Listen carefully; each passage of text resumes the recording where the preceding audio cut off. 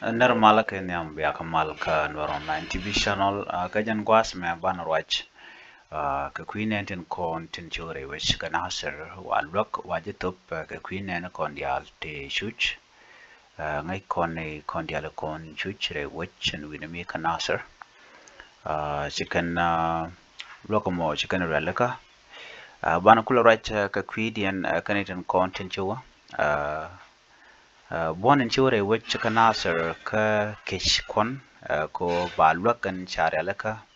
ka queen anything chuch ba jo to watch ko chop dien nen gwas me la bon jelre pini do kon guch tor di mo gwas mi ngoda piu tegaten do kon lar ko teslo ach ko chikawa ka chiko chop ko mal chikan yire di de me chikan gel gwad mi motela do ka pia karwada ko je kot ka shop ko mal chamu gwa men bo kon kulo kwen gwa seme an loga dana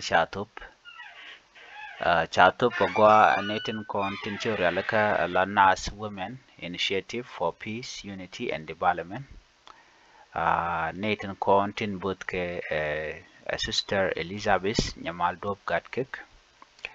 ka korga me sharing no na chikuchuch me shanga jeno chatur ni chaga share online ka ta danen shi netin kon tin mandini ga diteni kan joy dial me kan ngajeno chatur ni ken chala online ke choja dana shu ka yu kan gor no ken bukan loga mo bukan maltup ki bukan loga mo bukan gor kan jan no dong da kan shi kan lok kan top no chimnan yene kon gwada me she can mandate la man werti she can go no be can respond along ka dob dan de ka lok de kana to ajan kula te ka roin link kon ka tema dia mi jin mi dong jiram jodit gor je video den jaten ka jen youtube me gwadan ci ko roitin gwada dan an kwa lok ko ele nang ray wucin bine mi tete kan belen kon e kan gar yalla ka shi ko bele kan yalla ka kan belti kan bela content cha nang re wik ka keshkon ko ba loga mo ba jo tup loga me tup ka je ka do mo gwa kana do jes ka loach ko ne kontu wan chushke long ka shosh mi dit mo gor kan lok ci shega me shega dan la kwerman ci kan loga me kan yuri alaka kan kel kan di ala content ci no no bi kan yotin content re jam ni ken bi kan ga yorpin ko ba ne telan wer ba ko lok da wich na me mugo along charity me